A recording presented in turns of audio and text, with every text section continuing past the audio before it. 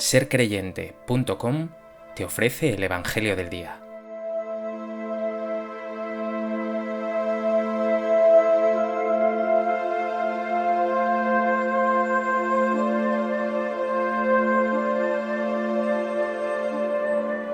Del Evangelio de Mateo. En aquel tiempo se retiraron los fariseos y llegaron a un acuerdo para comprometer a Jesús con una pregunta. Le enviaron algunos discípulos suyos con unos herodianos y le dijeron: «Maestro, sabemos que eres sincero y que enseñas el camino de Dios conforme a la verdad, sin que te importe nadie, porque no te fijas en apariencias. Dinos pues qué opinas. ¿Es lícito pagar impuesto al César o no?» Comprendiendo su mala voluntad, les dijo Jesús: «Hipócritas, ¿por qué me tentáis? Enseñadme la moneda del impuesto». Le presentaron un denario. Él les preguntó: «¿De quién son esta imagen y esta inscripción?» Le respondieron: «Del César». Entonces les replicó: «Pues dad al César lo que es del César y a Dios lo que es de Dios».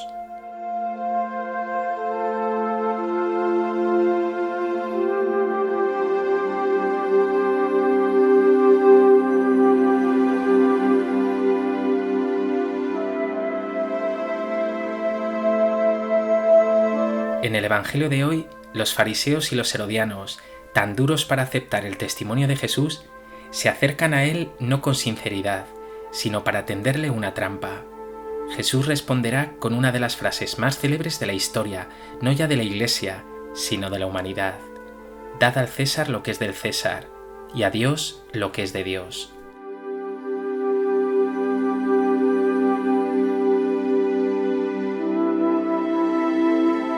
A propósito de este texto del Evangelio de Mateo, me gustaría compartir contigo 3 reflexiones. En primer lugar, quiero explicar brevemente el porqué de esta pregunta que plantean a Jesús. Palestina era un territorio ocupado por el Imperio Romano, y no solo ocupado militarmente, sino sometido a todo tipo de impuestos, muchas veces abusivos, y que llevaban a la miseria a una parte importante de la población. En concreto, este pago del impuesto al César suscitaba reacciones encendidas. Algunos grupos, como los saduceos y los herodianos, que eran colaboradores del imperio, eran partidarios de su pago, pero otros, como los fariseos, lo consideraban ilícito para un judío piadoso. Ni qué decir los celotas, esos judíos celosos de la ley que consideraban este impuesto indignante, humillante. El quid de la cuestión está aquí. ¿Puede moralmente un israelita, que adora al único Dios verdadero, pagar un impuesto personal al emperador romano que se presentaba con aire de Dios y hacerlo además con una moneda impura con su efigie?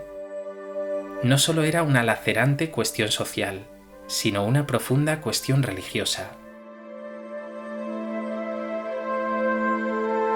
En segundo lugar, quiero que te detengas un momento para fijarte en la actitud de esos fariseos y herodianos. No se acercan al Señor para alcanzar la verdad, para conseguir una voz autorizada o una guía moral.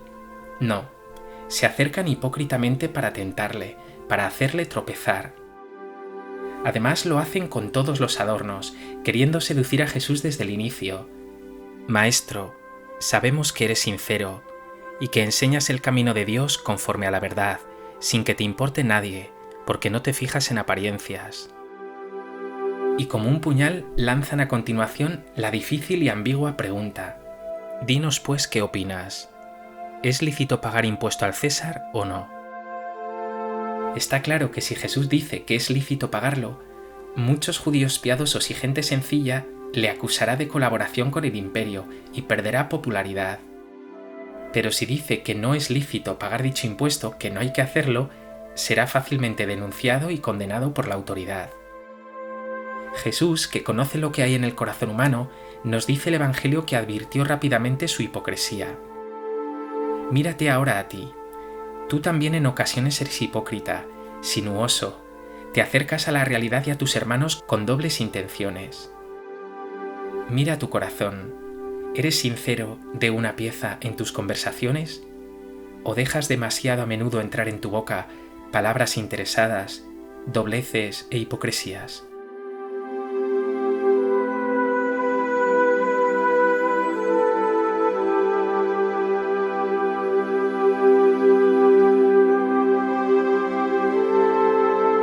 tercer lugar, conviene que nos detengamos ahora en la respuesta de Jesús, que nos dice el Evangelio que dejó a todos admirados. El Señor manda traer la moneda del impuesto, un denario, y pregunta: ¿de quién es esta imagen y esta inscripción? Le contestan: del César. Jesús les replica: dad al César lo que es del César y a Dios lo que es de Dios. ¿Pero qué significa esta frase? Está claro, en principio, que Jesús está distinguiendo deberes cívicos con la autoridad y deberes religiosos para con Dios. Pero Jesús no los opone, los hace de algún modo complementarios, lo temporal y lo espiritual, lo político y lo religioso, la autoridad civil y el reino de Dios. En su respuesta no está sacralizando la autoridad del mundo, pero sí le reconoce cierta autoridad, siempre que esta autoridad esté ordenada al bien y al bien de todos, al bien común. Está claro que los cristianos no podemos recluirnos en el ámbito estrictamente religioso, sino que hemos de brillar como ejemplares ciudadanos. Pero al mismo tiempo Jesús deja claro que lo primero es dar a Dios lo que es de Dios, es decir, su ley, sus mandamientos, servirle a Él y a los hermanos. Esta tensión que manifiesta la respuesta de Jesús quizá pueda aclararse en esa conocida frase: se trata de ser buenos cristianos y honrados ciudadanos. Pregúntate tú ahora: ¿eres buen ciudadano? ¿Cumples con tus obligaciones? ¿Eres visto por los que te rodean, incluso por los no creyentes, como una persona de bien, digna de fe, creíble y testimonial?